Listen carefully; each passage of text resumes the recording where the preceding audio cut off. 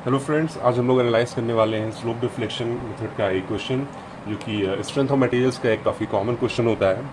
और इसमें कई सारे शॉर्ट ट्रिक्स होते हैं, मेथड्स होते हैं, और गेट में इस तरह के क्वेश्चन काफ़ी ज़्यादा आते हैं। बट इसमें प्रॉब्लम क्या होती है कि जो क्वेश्चंस होते हैं वो जनरली बीम के जो हमारे कन्वेंशनल क्वेश्चंस होते हैं उस टाइप के नहीं होते हैं। तो इसमें जो हमारी जनरल मेथड्स हैं, अगर हम उनसे सॉल्व करते हैं क्वेश्चन, तो उससे काफ़ी ज़्यादा टाइम लग जाता है। तो आज हम लोग देखने वाले हैं कुछ शॉर्ट मेथड्स जिसकी वजह से हम क्वेश्चंस को काफ़ी जल्दी सॉल्व कर सकते हैं। तो सबसे पहले हम बात करते हैं कॉन्सेप्ट की। तो इसमें हमारा कॉन्सेप्ट ये रहने वाला है कि सपोज एक बीम है यहाँ पर,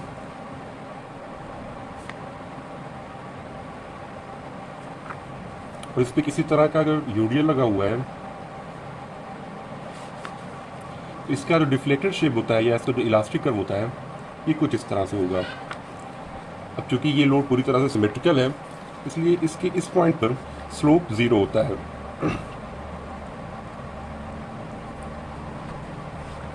और अगर हम साथ ही साथ एक कैंटिलीवर की प्रॉपर्टी देखें तो कैंटिलीवर के फिक्स एंड पर भी स्लोप हमेशा ज़ीरो ही होता है।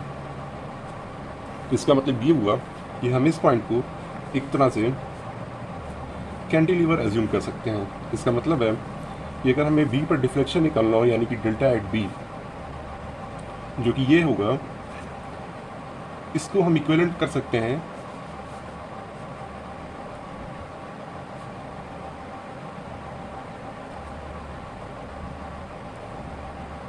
इस तरह से कैंटिलीवर के डिफ्लेक्शन के बराबर। साथ ही साथ हमारा एक और कॉन्सेप्ट है कि जो भी हमारे बीम में मेंबर होते हैं और अगर वो इस तरह से हैं, यानी उसमें किसी भी टाइप का हिंज नहीं लगा हुआ है, तो before deflection and after deflection उनका जो एंगल होता है इंटीरियर वो हमेशा सेम ही रहता है। मीन्स अगर ये 90 डिग्री था, देन डिफ्लेक्शन के बाद भी ये 90 डिग्री ही रहेगा। तो सबसे पहले इस क्वेश्चन का हम बनाते हैं कि डिफ्लेक्टेड शेप कैसा होगा। डिफ्लेक्टेड शेप बनाने के लिए हमें सबसे पहले इसका इलास्टिक कर्व बनाना होगा, और इन टाइप के क्वेश्चन को सॉल्व करने के लिए हमें इलास्टिक कर्व बनाना थोड़ा बहुत आना चाहिए। तो चलिए इसका इलास्टिक कर्व बनाते हैं। सबसे पहले जब हम देखते हैं इन दो पॉइंट्स पे जब लोड लग रहा होगा सिमेट्रिकली, तो ये दोनों बेंड होंगे कुछ इस तरह से। साथ ही साथ ये पॉइंट भी बेंड होगा। बट यहाँ पे जो कि लोड सिमेट्रिकल लग रहा है, इसलिए इसका जो मिड पॉइंट है यहाँ पे डिफ्लेक्शन ज़ीरो होगा कुछ इस तरह से, और इसका डिफ्लेक्टेड शेप कुछ इस तरह का होगा।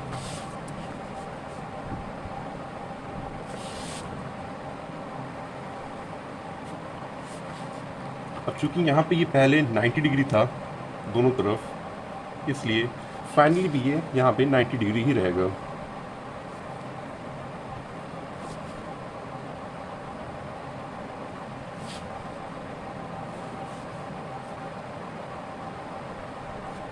नाउ अब हम देखते हैं कि यहाँ पे जो कि पॉइंट सी था, पॉइंट हमारा मान लीजिए ओ था। अब ओ पॉइंट कैसा एक्ट कर रहा है, क्योंकि ओ पॉइंट पे स्लोप हमारा ज़ीरो है, इसलिए ओ पॉइंट को अगर हम बाहर निकालें तो ये एक्ट कर रहा है एज ए कैंटिलीवर। हम इसको इमेजिनरी कैंटिलीवर मान सकते हैं। और जो भी सी पॉइंट पे डिफ्लेक्शन हो रहा है वो कुछ इस तरह से हो रहा है। यहाँ पे थीटा हमारा ज़ीरो है, बट हम जानते हैं कि अगर कहीं पे अगर लोड रख रहा है, लोड या मोमेंट की वजह से जो भी यहाँ पे डिफ्लेक्शन होता है वो इस पॉइंट के टेंजेंट के बराबर होता है, जो भी यहाँ पे एंगल होगा। ये हमारा थीटा एट सी होगा, एंड ये हमारा डिफ्लेक्शन होता है। अब चूंकि हमारा यहाँ पे तो एक्चुअली कोई लोड वर्क नहीं कर रहा है, बट लोड हमारा यहाँ पर है, तो इसको हम लोड ट्रांसफ़र मैकेनिज्म से इस लोड को यहाँ पे ट्रांसफ़र करेंगे। तो जब हम लोड को यहाँ पे ले जाएंगे तो इसको हम ऐसे ले आएंगे, और साथ ही साथ क्योंकि हमने लोड के जो एक्टिंग पॉइंट है यानी इसका लिवर आर्म चेंज किया है, तो साथ ही साथ एक मोमेंट भी जनरेट होगा। उसकी डायरेक्शन सेम होगी, एंड मोमेंट यहाँ पे होगा 2 PA, वो भी एंटी क्लॉकवाइज। तो ये हमने 2 PA यहाँ पे लगा दिया। अब इसको जो हम देखते हैं तो ये कुछ इस तरह से है।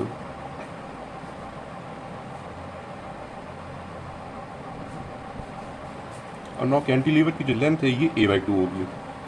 अब इस हम पॉइंट पे जब देखते हैं थीटा एट सी क्या होगा।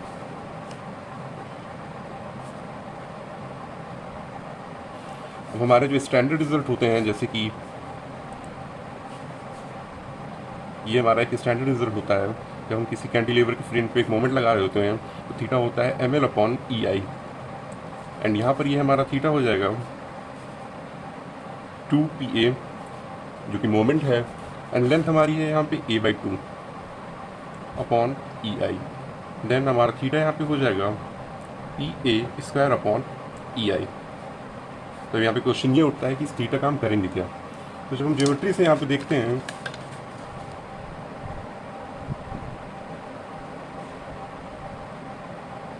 तो अगर ये थीटा है तो ये 90 माइनस थीटा होगा, और अगर ये 90 माइनस थीटा है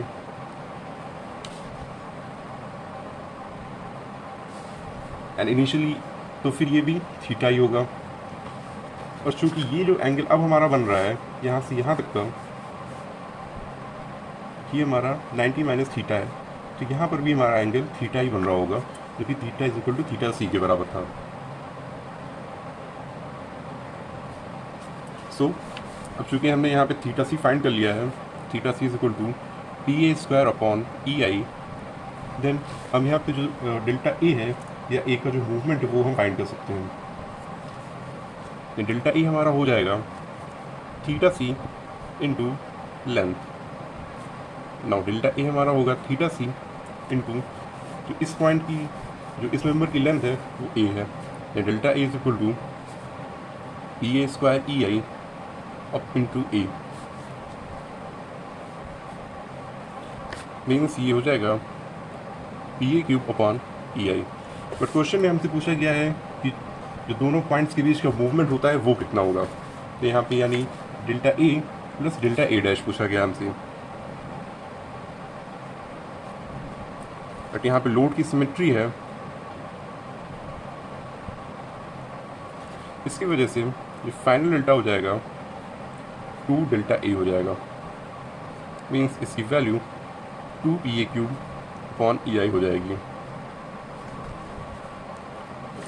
तो फ्रेंड्स, इस क्वेश्चन में सिर्फ हमारा इतना था कि हमें सिर्फ इसका एक इलास्टिक कर्व ड्रॉ करना था, और साथ ही साथ हमें कुछ बेसिक ज्योमेट्रिक प्रॉपर्टीज़ यूज़ करनी थी एंड कुछ स्टैंडर्ड रिजल्ट याद करने थे।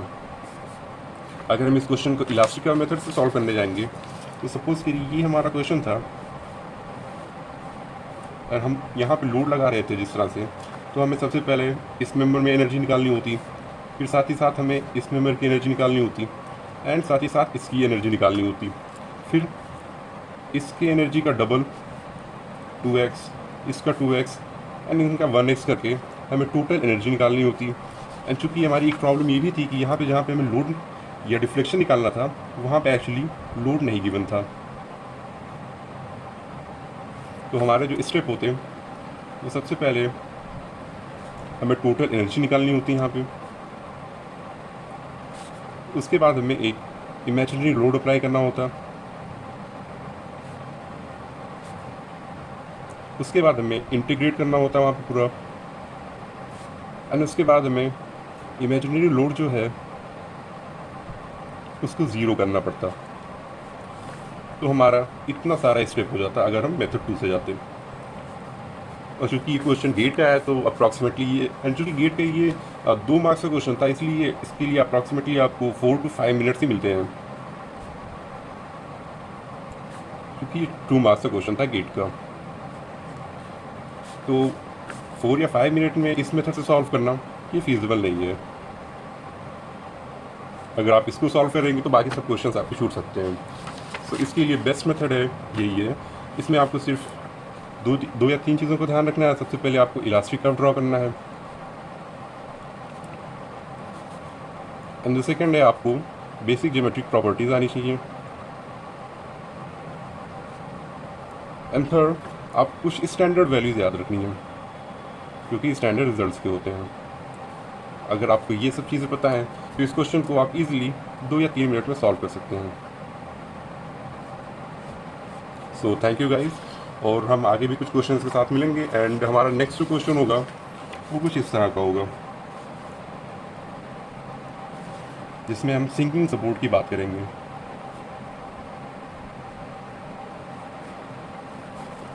सपोज कि ये हमारी एक बीम है, इस पर एक लोड लग रहा है, एंड ये हमने उसको प्रॉपर कैंटिलीवर बनाने की कोशिश की है बट उसका जो सपोर्ट है वो फिक्स नहीं है, बल्कि वो पानी में मूव कर सकता है इधर उधर। तो हमें यहाँ पर जो रिएक्शन डेवलप हो रहा है RC, उसको फाइंड करना है। तो इस क्वेश्चन के लिए आप वेट करिए हमारे नेक्स्ट वीडियो का, और तब तक आप इसको अपने से भी सॉल्व करिए एंड देखते हैं कि इसकी फाइनल वैल्यू क्या होती है। So thank you.